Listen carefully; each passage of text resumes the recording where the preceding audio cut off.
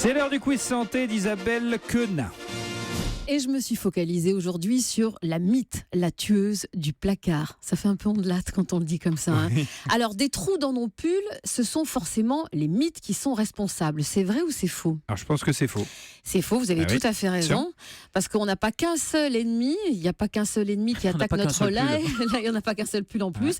Il y a les entraînes qui sont des coléoptères qui font encore plus de ravages que les mythes sur les vêtements. Pourquoi ? Parce qu'eux ne craignent pas la lumière. Du coup, là où les mythes des vêtements ne s'aventurent jamais, les rideaux, les tapis, les moquettes qui sont exposés à la lumière du jour, eux, ils ne faiblissent pas. Donc, méfiez-vous des entraînes.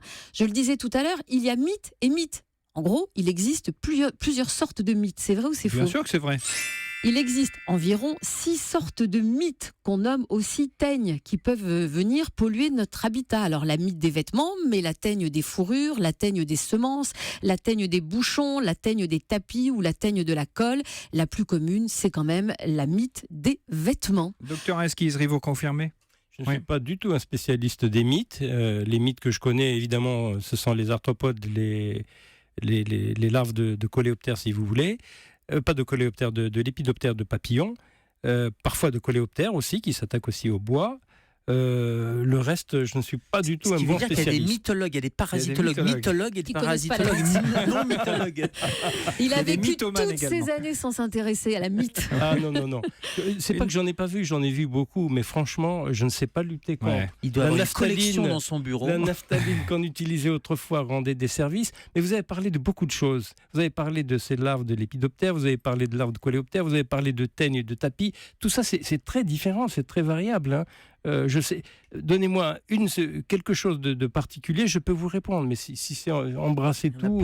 Alors, je vais vous donner quelque chose de particulier. Allez-y. Ce sont les papillons, les mythes, les papillons qui grignotent nos tissus. C'est vrai ou c'est faux ? Alors, docteur. Oui, il y a des larves de papillons qui grignotent nos tissus, oui. Ça peut arriver. Et surtout le coton, pas seulement la laine, hein, surtout le coton. Et ça, c'est intéressant parce que généralement, on a tendance à se focaliser sur le papillon alors qu'on devrait se focaliser sur la larve. C'est la larve qui va faire le plus de dégâts parce que la mythe adulte, elle vit pas plus de 15 jours. Hein, le temps nécessaire pour les femelles de s'accoupler et de pondre entre 100 et 200 œufs. Ouais. Et donc, c'est là le cycle qui recommence, les larves. Et ce sont ces larves qui vont créer de véritables tunnels dans les vêtements pour tisser le cocon dans lequel elles vont se transformer en mythes adultes. Et bien sûr, l'histoire, elle recommence. Une dernière question ? Alors, les mythes des vêtements ne s'attaquent qu'aux fibres d'origine animale. C'est vrai ou c'est faux ? Question difficile. Je dirais que c'est vrai. Faux.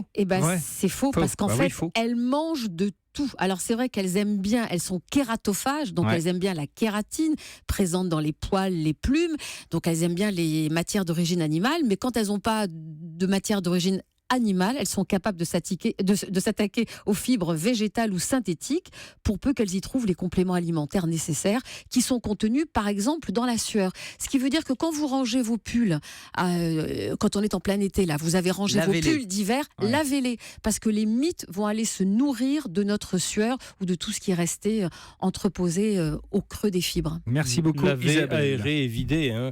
Mais je pensais que tout le monde savait que les larves, les mythes, c'était les larves de papillons. Ouais. Enfin,